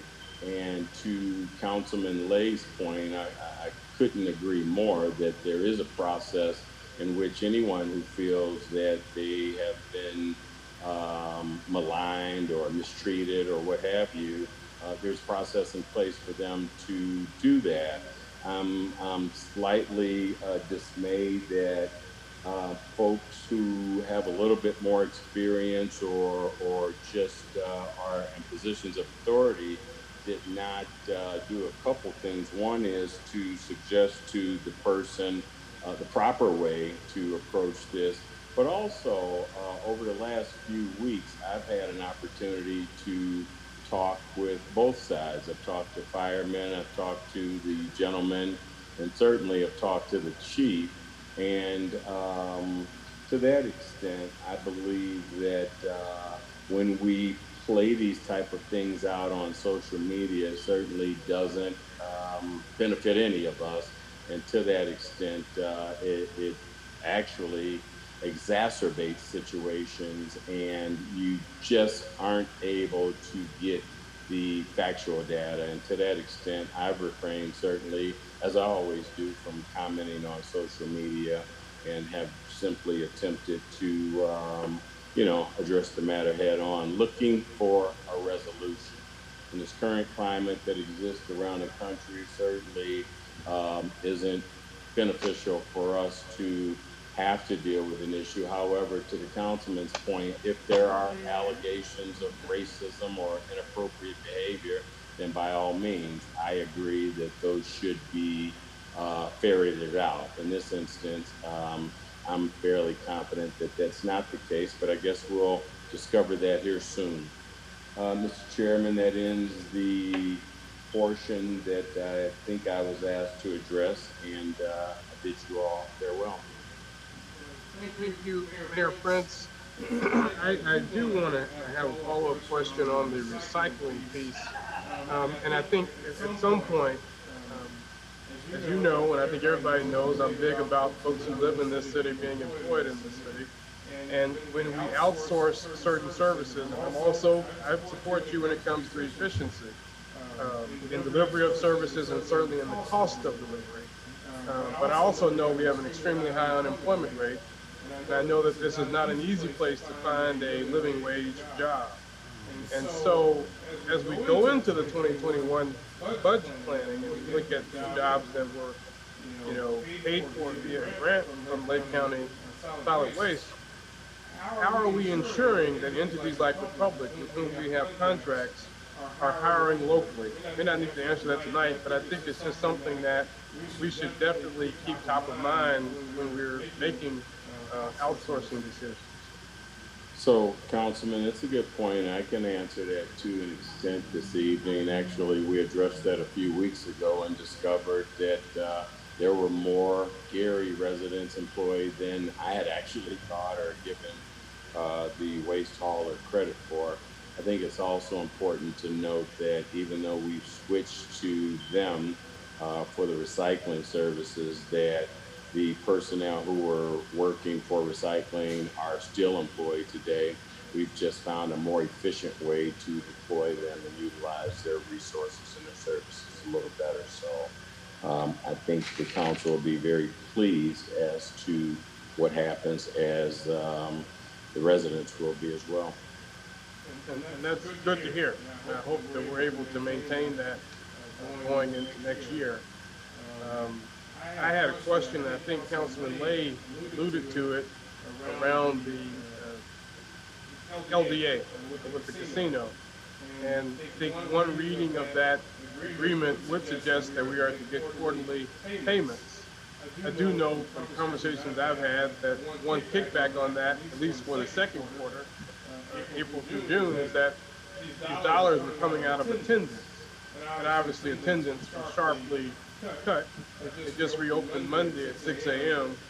So I don't know whether we're exploring that issue around quarterly payments, or to the extent that's even feasible in terms of where the funds come from. I know they level up, I think they say, at the end of the year to make sure that the $6.125 million is paid. But to Councilman Lay's point, I don't know if that's something that we're exploring.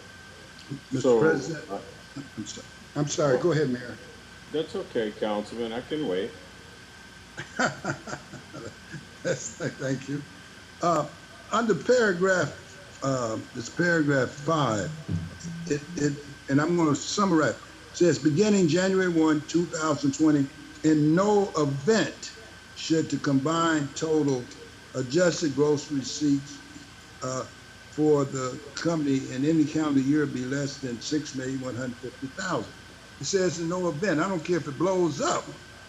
They still owe you the $6 million. Now, if you go over to 5.3, again, I'm going to summarize of the, and this is all in, it's page 9 and page 10 of the LVA.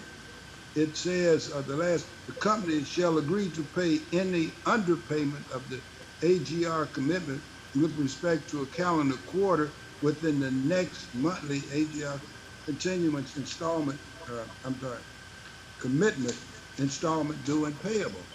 So we should have gotten money in April. It doesn't matter whether they've closed down.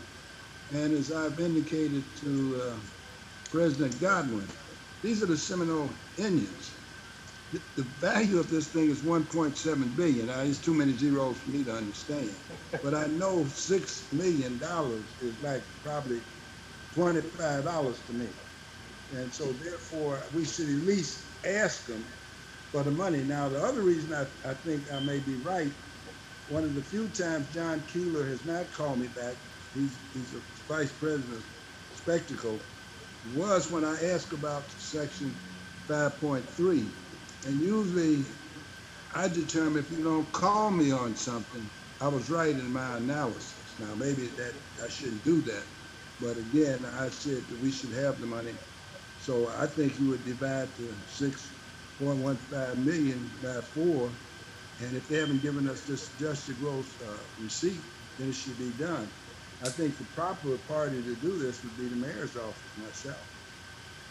So, Councilman, I agree with you, and to that extent, I've shared it with Corporation Counsel, and he will absolutely look into it.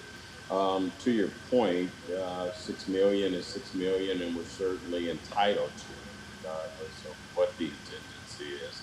And as I've discussed with you, I've confirmed that, and I'm fairly confident that the confirmation or the assertion they made that they agree with it is absolutely accurate.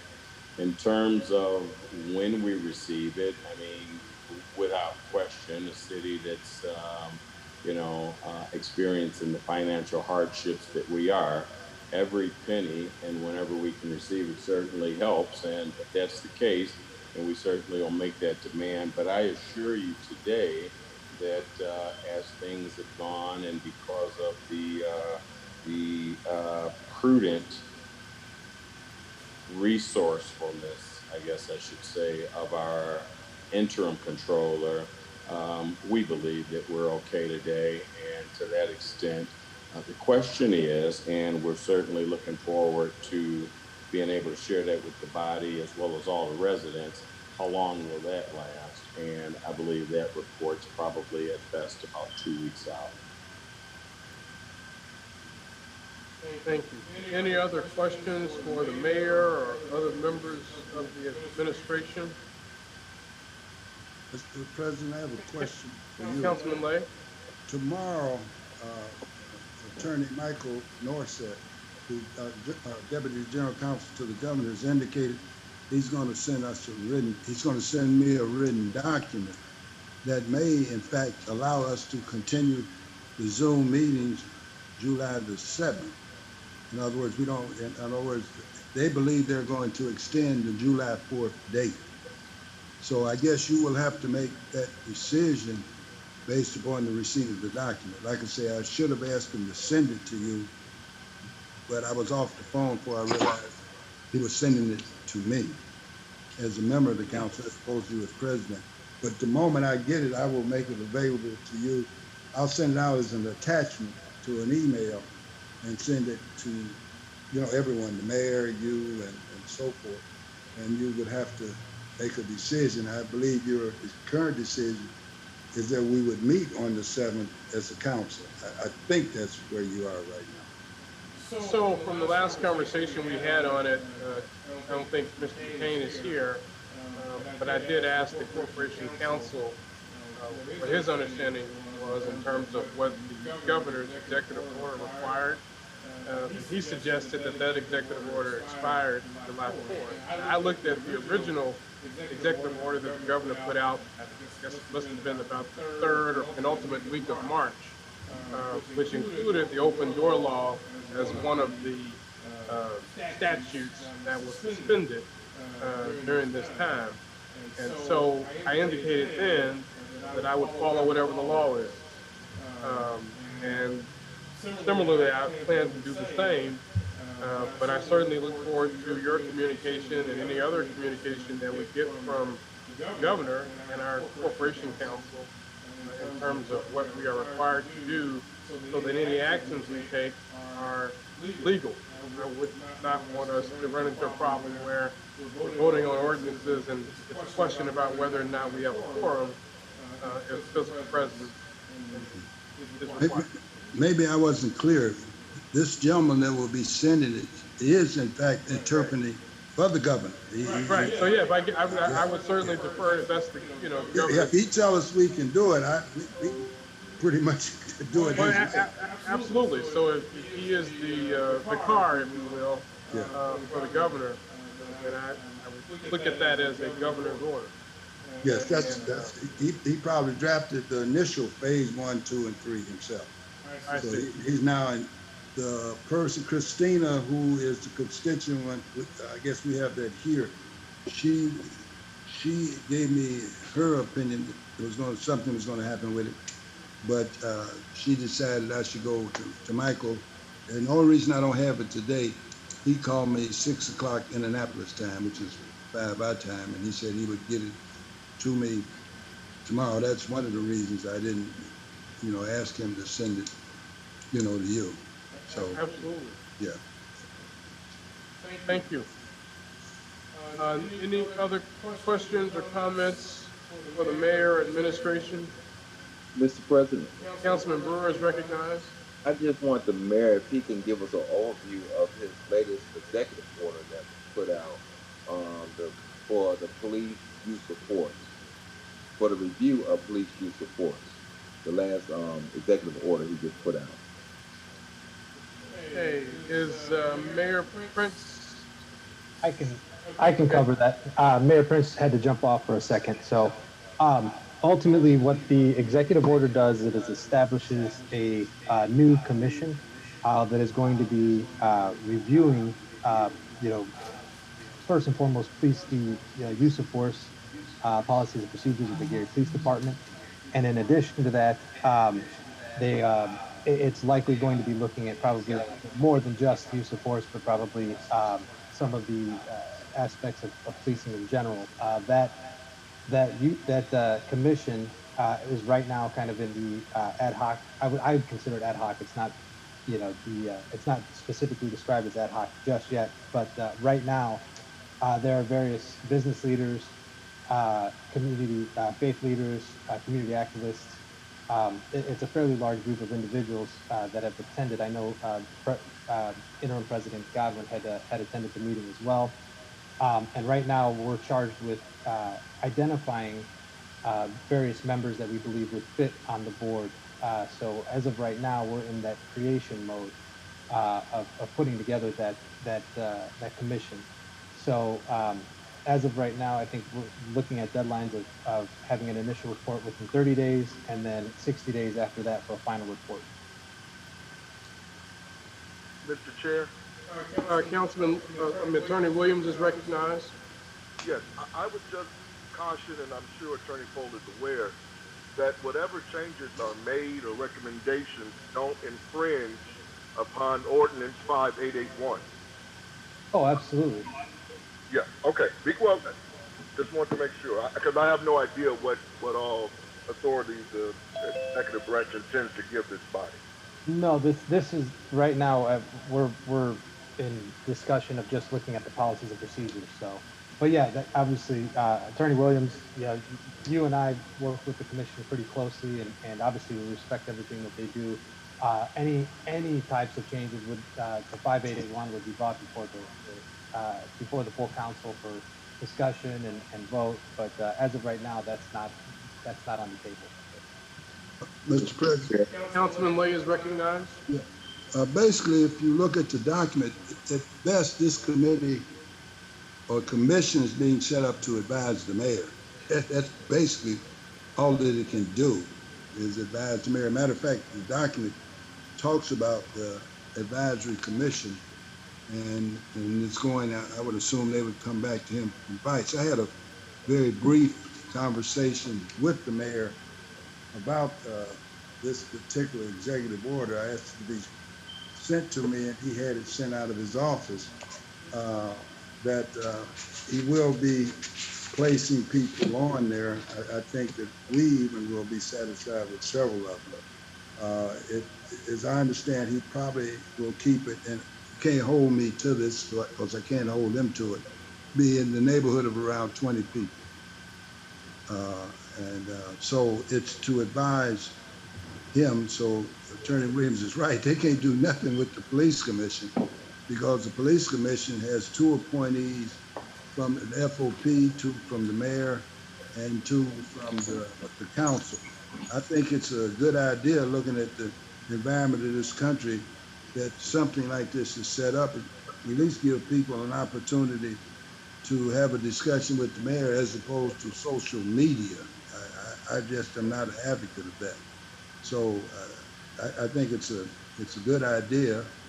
And again, as he indicated to me, he will look at various people across the city of Gary, and they will be advising him. I would assume that, and he knows this, that any changes to the commission certainly would have to have input from the commission, and then of course the council would have to decide if it's going to extend the powers of the commission under 5881, which was passed in 82.